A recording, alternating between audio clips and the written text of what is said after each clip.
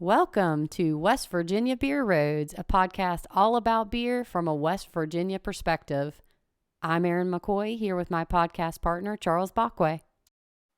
So today we are going to head over to the eastern panhandle of West Virginia, and that is Charlestown, the home of Abolitionist Ale Works. I've visited up there a couple of times, Erin, and these guys have got some good stuff going on. I have had the opportunity to have some of their beer. I've not been to their brewery, shame on me, but I hope to get there. And yeah, so we have Mike Vance today. Mike? How's it going? And that's Charlestown, 2 words. Yeah. Just so everybody knows. Mike, we call you still the head brewer, or what do you call yourself over there at the Abolition?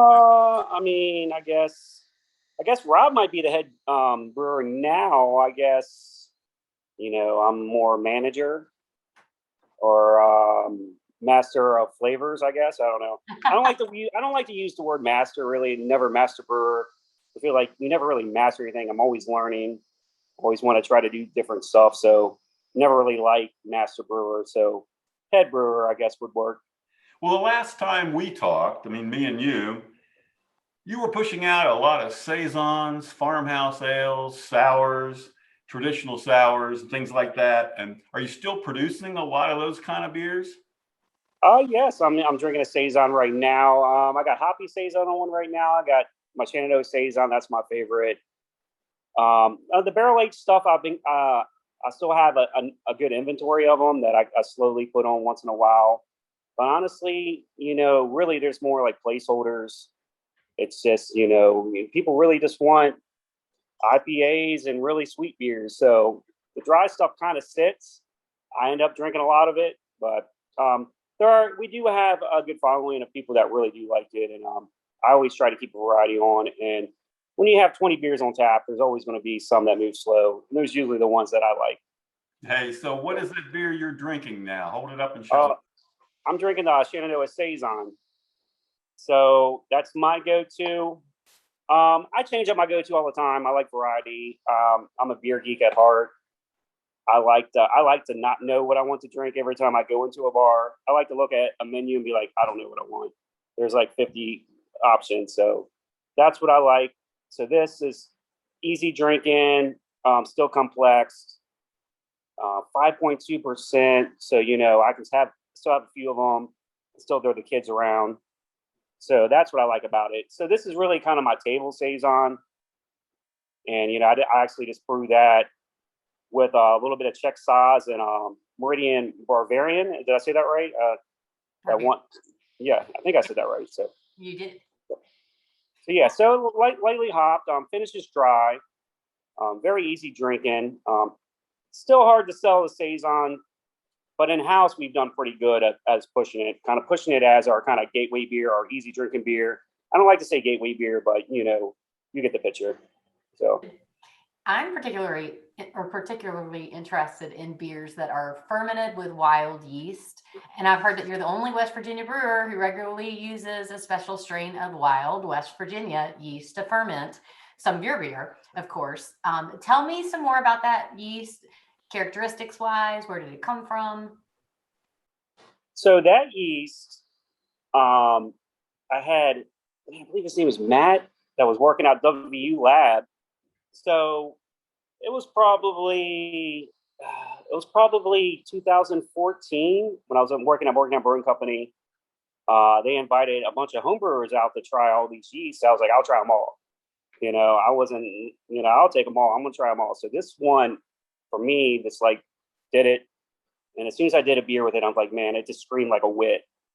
And so I babied it for like 2 years. And I brewed a bunch of like experimental type beers, no boils. Try to do like a wild version of it where I can catch some wild West Virginia Brett Brettanomyces, which I asked him, I was like, did y'all get any Brettanomyces? She's like, no, we got rid of all that. I'm like, ooh, I want that. So right when I was about to open, I was like, man, I don't know. I had to rush beer out real quick. So I asked him, I was like, hey, can you give me a 3-barrel pitch of this? And he built it up for me. And I pitched that and I did the Wild Wet Wedding. And it it definitely, now I look back, I probably should have started that off with like maybe a 1 barrel instead of pitching it all into like a 3 barrel. So it definitely struggled a little bit. I got a lot of sulfur. Definitely got that like kind of fart kind of aroma. So, I mean, I was reading the reviews. I kind of rushed all these beers out because I only had a month to like put a bunch of beers on tap. And the reviews were like, man, wow, this beer really smells bad, but it tastes good. So you know, so I was like, I brewed another beer real quick, pitched it, repitched that yeast, and it's just been growing and growing, and I've been repitching it ever since. So going on so probably 4.5 years now. Wow. Using the same strain, the same pitch. So it's probably on it. It's probably on its like 200th generation at this point. Wow. See, that's what I wanted to ask you about, the generations of yeast. I mean, it's well known by you brewers that different generations of the same yeast will produce different characteristics in a beer and how it ferments. You know, from the first generation to the fourth generation, and now you say it's the 200th generation. I mean, talk about some of those different generations and what. So, I mean, 200, I don't know. I really don't know off the top of my head. I really have to go through all the books and read. Because I started only using it for the wit, and then, you know, it wasn't until, you know, I was using it for the wit, and I was using it in barrels with the West Funky Virginia, and that was pretty much it at first. And then I started using it. I first used it with Burning Couch, which was like a dark smoke ale, and it's like, wow, this thing. Couch, that wouldn't be a reference to Morgantown, would it? Yes. So Morgantown refused to brew in Morgantown and Morgantown Brewing. Yeah. Yeah. So I had all these Morgantown names kind of in the back of my pocket, and you know, kind of. So as soon as I opened, I kind of just labeled, approved them, and released them. And so I did it. I did it with a dark beer, and then I did it with the Treason. So the Treason now is probably one of our best sellers, and it finishes dry for a brown ale, but still fulfilling. So that yeast is very versatile, and it's beautiful, and it's beautiful to watch it grow and what it's turned into. I mean, really, I believe all yeast. It's all about how you use it. Not every yeast has to be, you know, knocked out at 65 and fermented at 60 or whatever, 65 fermented at 60 or 70 or room temperature. You know, sometimes there's so much you can do to the yeast to stress it, to produce all their different flavors.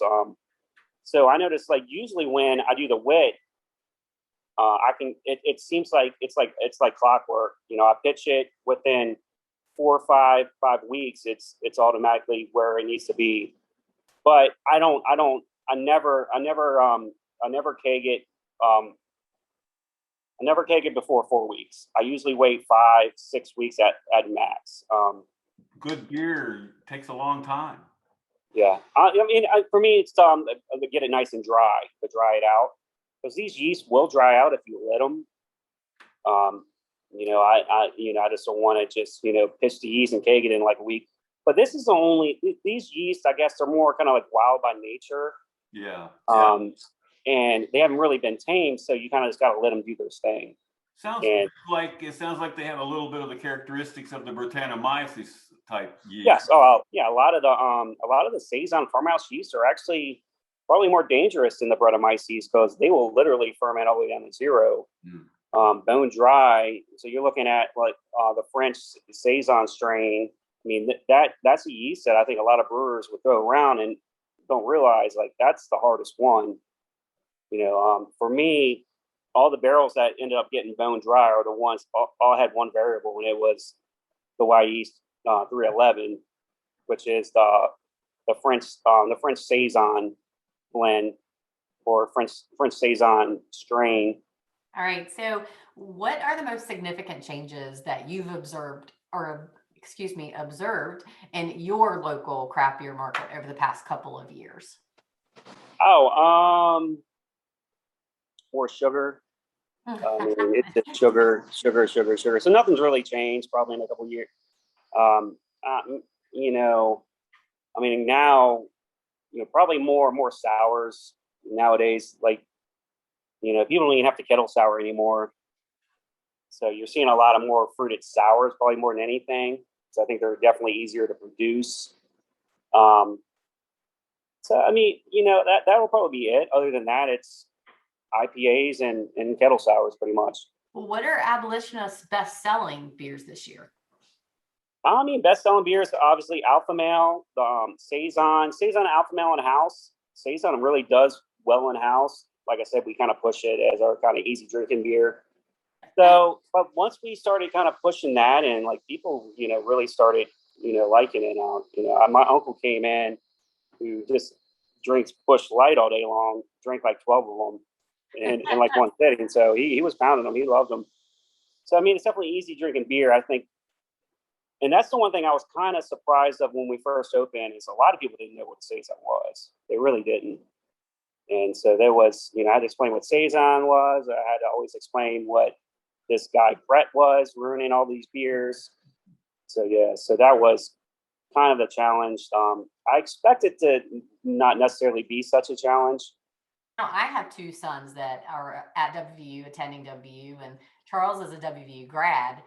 Can you talk to me a little bit more about the Blue and Golden Delicious beer? Yeah, the Blue and Gold Delicious beer. I did that.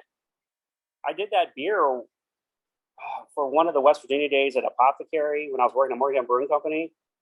I mean, it's like the name. I thought the name kind of worked. It just kind of came with me. I was like, I want to do a West Virginia beer, and like, it was like, so really we just made it with blueberry juice and apple juice, and I kegged it up with a bunch of mosaic hops, and it actually was pretty good. And I used it with that S26, what I'm currently using now. So that's kind of how it's always been. That's kind of how it's been since I started here, and I use S26. I don't add any dry hops to it. So, but that's actually been a really popular beer from the beginning. I was going to ask, are you still making it, and does it sell well? If so, yeah, actually, it's one in house. It's probably, when I have it on tap, it's probably one of the best selling beers. I like the kind of more crisper, clean, kind of funky fruit with the citrus, like a little bit of spice, like peppercorn. When I say funky fruit, I guess kind of like more like, overripened, kind of like orange kind of thing going on. Yeah. More than I do like the banana. Your taste runs more toward the classic Belgian Saison style, I think. Yeah, I think Saison should be easy to drink. I think they should be kind of crushable. And it's most of the Saisons I get commercially, or at least in America, they're usually like 7-8%, and it's like, and I'll drink a bottle. Most of the times they won't even say what the percentage is in the bottle, and I'll crush it, and then I'm like, well, let's look that up. And I'll look it up, and I'll be like, oh, 8.2. I'm like, well, I guess I can have another beer. I like the table Saisons, which you don't see many of. I guess it's hipper to say grisette or something like that. So, Mike, you've used local hops in some of your beers. So how would you compare the local Jefferson County hops that you've used with like Cascade or similar hops from the Pacific Northwest? Well, I've only used one, and it was from, I think his name was Justin. And I got about 44 pounds, and I was using it. I did a beer called Beverly's Farmhouse Ale. Actually sold pretty good, and it did really good. And I just dry hopped it. It was pretty much my wet base, my wild base, and I dry hopped it with a bunch of that. So for me, those hops are definitely a little bit more earthy, almost more kind of wet hop tasting. You're not really getting that citrus bang you're going to get from some of the processed pellet hops you're getting on the West Coast or the Pacific Northwest. I think that's probably the biggest problem with like local hops is, you're not going to get that cool kid kind of flavor that everybody wants out of them. So, you kind of have to use them in different ways, which I love them. As soon as I tried them, it kind of reminded me of like a wet hop type flavor. Right. I can see that. And you were probably the first West Virginia brewer to make extensive use of fruit in your beers. So let's talk about the local fruits that you've used. Yeah, so local fruits, not really using much anymore. I mean, I have stories. The first year, I had like 10 flats of like tart cherries from Moore's Farm, and I like to freeze all my fruit first. But I don't have the room. I had chest freezer stuff, so The tart cherries from Morris Farm are amazing. The rich May peaches are amazing. I did West Virginia with that. I did Opequon Creek with the tart cherries. I did a plum. I got from up the street at the farmer's market. Ended up coming back with a huge box of plums, actually 2 or 3 boxes.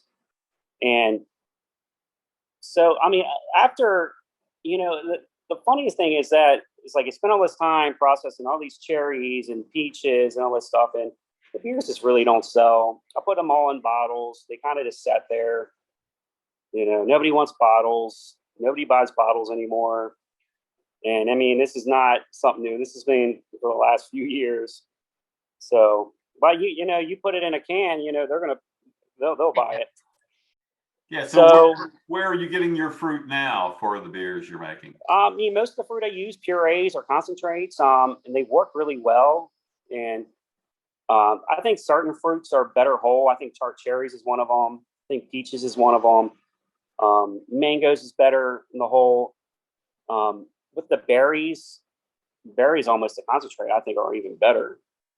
Now, on these concentrates that you get, or the purees, do they give you a lab analysis of sugar content and things? Yeah, a lot of them I get usually do have it on there, or they'll give you like a bricks content. But I make sure they're all 100%, because you'll get some of them you can get, and it's like literally, it'll be like, this is peach, and then like 50% of it's like apple juice. Like, I don't want that, so got to be 100%. So it is pricey, but I mean, whole fruit's pricey too. Right. It's all pricey, but it does help me to like, I can just add enough in a keg just to carbonate and actually do a whole. I don't even have to tie up a tank. So like, I can just dump some concentrate into a keg of, say, like a Saison, and then I got a different flavor right there just on a different keg. So then people want to be like, how can you make 20 different beers in your little small system? I mean, that's how I do it. I got Bung kegs. I'm using these old kegs from, I guess, the 1960s, 70s. Those Hall Stevens. So I still got a lot of those. So yeah, I've been doing that for a while. I was experimenting with just using juices, and mainly just almost to like keg condition with, because I feel like it almost helps trap the flavor in better, because like the flavor doesn't ferment out, so it kind of traps it in there. And I was doing that before I started this, and I had really good results. So I was always kind of a fan. When I was doing at Morgantown Brewing Company, I would juice some. I remember juicing rhubarbs, juicing some other fruits, and put it in. But once you get to like a bigger scale, it's almost easier just to have, them juice it for you and just send it over. Sure. So as far as your younger craft beer customers or consumers, do you feel like they understand and appreciate classic beer styles? And I'm thinking more like people that are 20, 30 years old in that era. I mean, I don't know. That's probably a good question. I think there's a few. I think there's I probably wouldn't put it in an age group. I think overall, there's probably only a small percentage that kind of really care about the classics, to be honest with you. So, you might get some younger ones. But, I look back when I was younger, I probably had more of a palate for like the sweeter stuff. I knew I used to, I was definitely more into like more of the English ales, which are more maltier and sweeter. It's definitely like the English IPAs. As I grew older, I noticed that like I was more into like, dry and bitter, and which I think, the younger crowd doesn't want dry or bitter. Right. The older crowd, is more for that. So we do get more. We see more of the older crowd here. We don't see many 20-year-olds in here. Well, you mentioned earlier, though, you were sort of surprised about the amount of education, how much you had to go into, hey, what's a Saison? And you said that was a good beer to sort of introduce and get people that weren't necessarily a craft beer fan, maybe to get them on board and get them to try some different things. So what do you do as a brewery as a whole? Do you do particular things to try to educate people, maybe a beer tasting or just general conversation? What's your approach? Well, it's been a while. Haven't done much of that since all last year. I probably wasn't in the dining room. When we first started, I was constantly going around the tables, looking at stuff, asking, but how everything was. Obviously, last year, everything kind of So, really, I've only been here maybe a couple times since we've been open back up full time. We didn't open our bar back up until mid-April. But I really try to get the staff to trust their palate. And I think that's really the key that I always try to do is because like, what I even tell to anybody is like, trust your palate. What do you like? I always give somebody a beer. I'm say, here, try this. And the first thing they say is like, what is it? I'm like, well, you tell me. And then because as soon as I tell them what it is, their brain already, gets a misconception of what the beer is or whatever their conception of the beer is. Right. I kind of like to hear what they think. So I'm just like, so I used to always bring beers out to people and like, here, try this. And before I can tell them what it is, I wanted them to tell me what they thought it was. And the one thing I've noticed a lot in my years was a lot of people say like, oh, this is hoppy, or, and I'll give them a Kolsch and be like, oh, this is hoppy. And I'm like, yeah, no. So I think there's a lot of beer drinkers who just know a few buzzwords, and that's kind of it. Which there's nothing wrong with that. I think the real beer geeks are kind of in the minority, but it's the way it is. I think obviously with IPA, I think IPA is a big seller because it tells the full story from the first sip to the last. Typically, the beers I usually don't like on the first sip. And I would drink it. I'm like, man, I don't like this. And then I'll have a couple more sips. I'm like, ooh, I get this now. It's making sense. So I think there's a lot of people out there untapping on just one sip, especially, they go to the bartender, like, let me just try it. Sure. They don't give it a fair chance.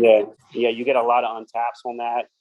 And so, I think that's probably the biggest problem because, you're never going to see a Kolsch be a 5 on Untap. It's not going to happen.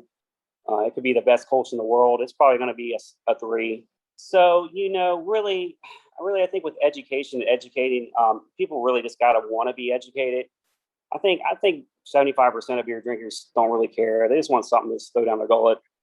But with my staff, I always try to tell them, trust your palate. Don't just say just because I say I really like it. Tell them what you like.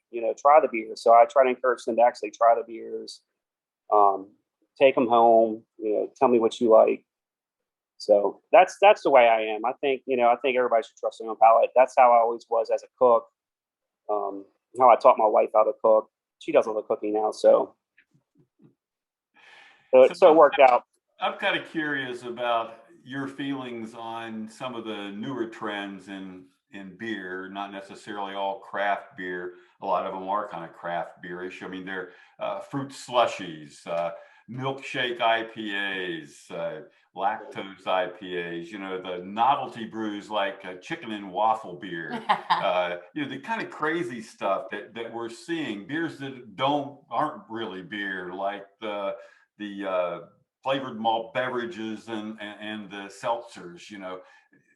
Are you making some of these things these days? Well, I've always said I want to make beers, that taste that work, flavors that work, not necessarily for a gimmick. When I hired my assistant brewer, he was all for the milkshakes.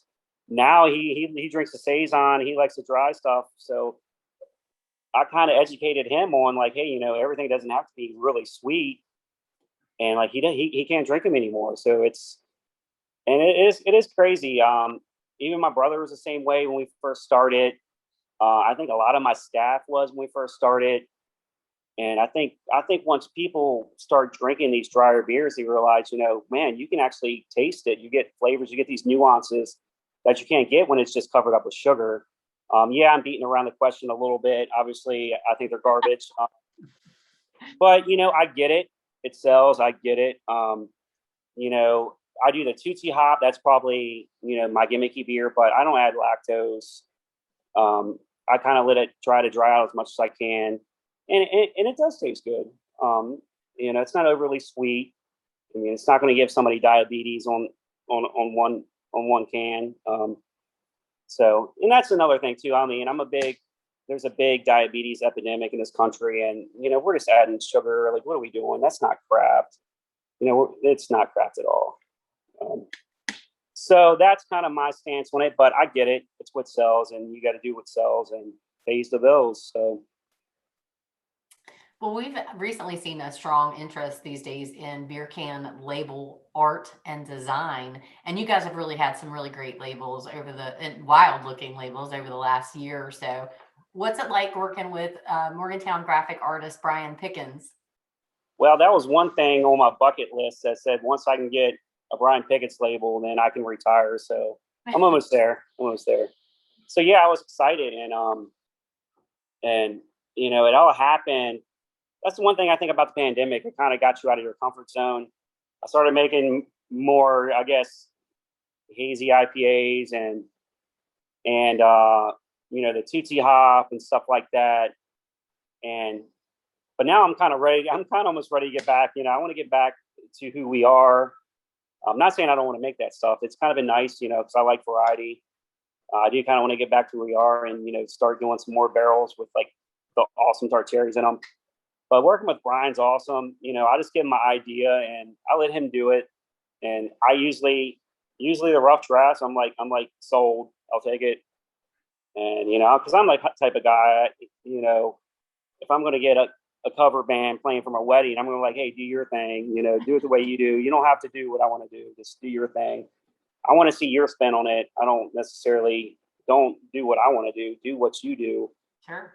So that's how I, and so for the Tootsie Hop label, I just wanted the sucker with a hop on it. But he was like, well, let's put a face behind it and do all this stuff. So, and the West by Quad I thought was really good because I just went to him. I didn't know what to do with West by Quad. I was like, I want something that is like edgy and elegant all in one.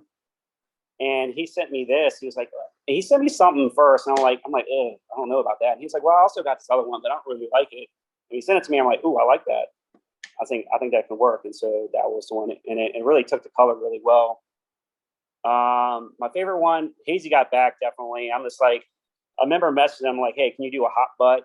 And he went, I got you. And that was it. Seriously, that was it. That's all I said. And so you guys obviously communicate well. Yeah, and then Balloon Golden Delicious was, I didn't know what to do with that. I was thinking more of a font kind of logo, and then all of a sudden he sent this Mountaineer with like an apple head. I was like, yep, that works. And what other one? I mean, I guess there's a few more too, but. Hey, you guys have done some work with Antietam Brewing up in Hagerstown, Maryland. Talk about that relationship a little bit. I mean, how did it get started, and what did you do with them? Yes, so right before about to open, Aaron Blessings come walking in. He's come to check stuff out. He used to work at the original, I wouldn't say original, but the defunct Mountaineer Brewing Company that used to be, I think it was Mountaineer in Martinsburg. And I remember he came in, he checked everything out, and he was like really excited about the fact that we were doing some funky beers. He's like, well, I heard you all are going to be a sour brewery. And I'm like, well, we're going to be a flavorful brewing company or a brewery. I don't like just to say sour because like I make a lot more than sours. The sours is probably almost the least of what we make. And then it was probably, it must have been like a year later, it wasn't even a year later. It's like 6 months later. He started working at Vanish, in Virginia. And Vanish is another brewery in Northern Virginia. Yeah. So Vanish, Vanish is like this brewery on a farm, and it's huge. I mean, they pump out all kinds of beer, and place is crazy. And he invites me up there to do a collabo. So we're going to do a collaboration with Vanish, and the day I come up and I'm meeting with the head brewer.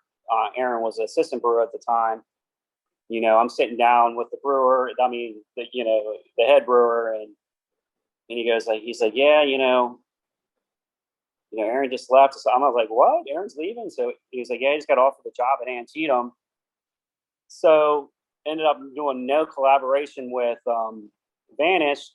And then, 2 months later, Aaron's like, "Hey, let's do a beer." We ended up doing, and he actually said, like, "Hey, let's do a milkshake IPA." And I'm like, no, I'm not doing that. I was like, I'll do a hazy, but I'm not doing any milkshake. So we decided on Rosemary's Hazy, which was a beer with an IPA with rosemary and vanilla.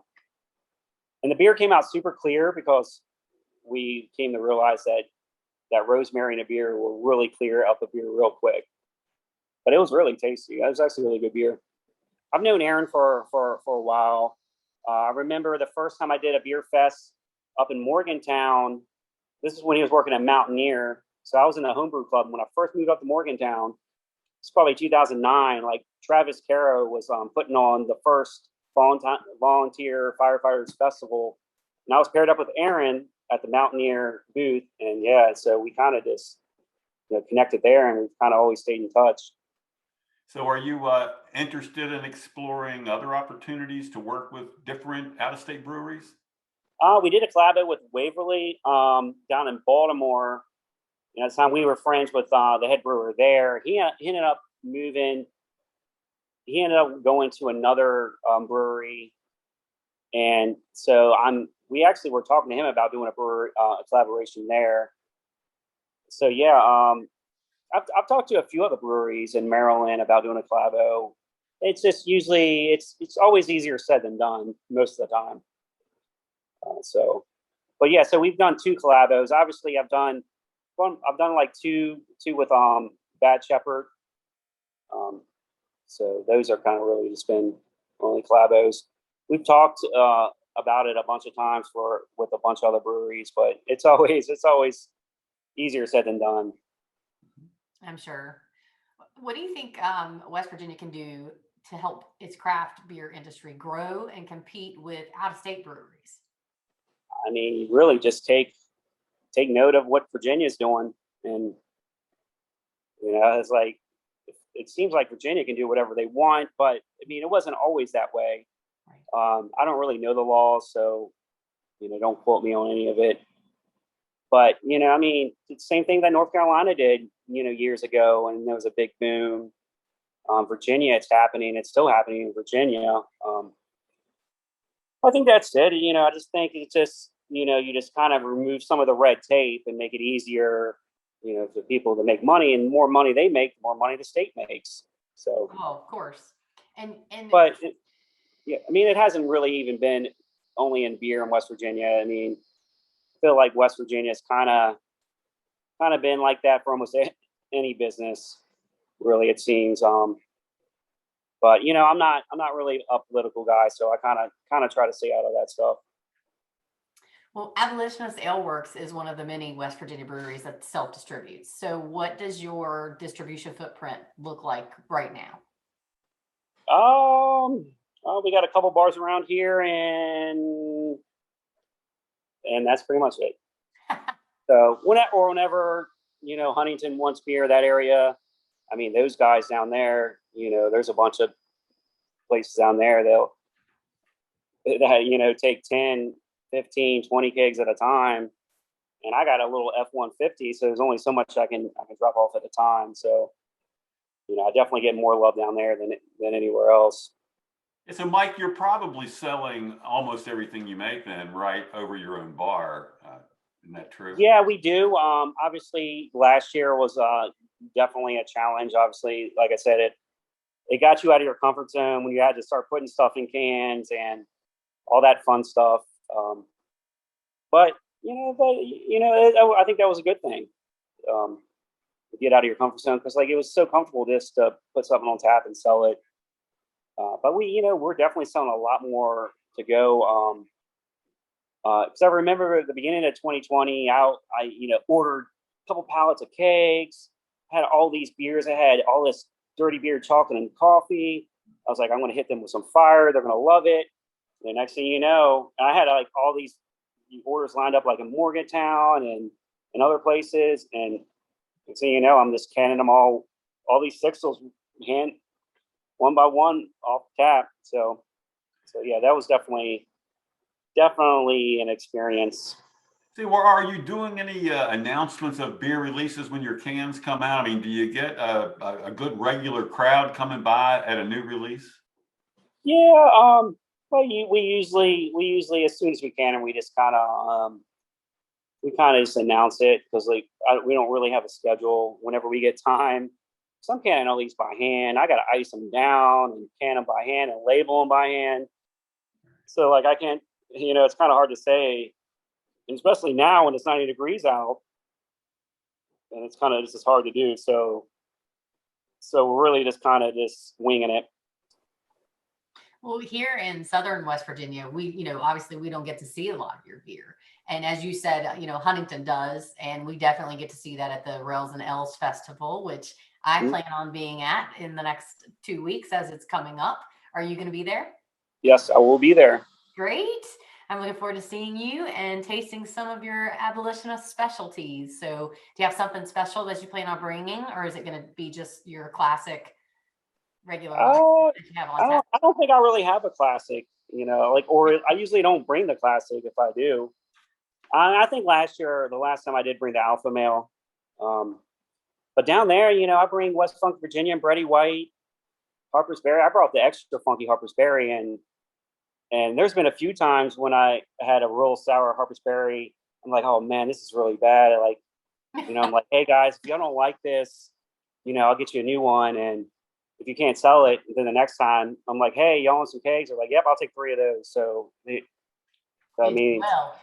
seems like the funkier I make it, but up here it's totally different. Like nobody wants the funky stuff around here. It's just crazy.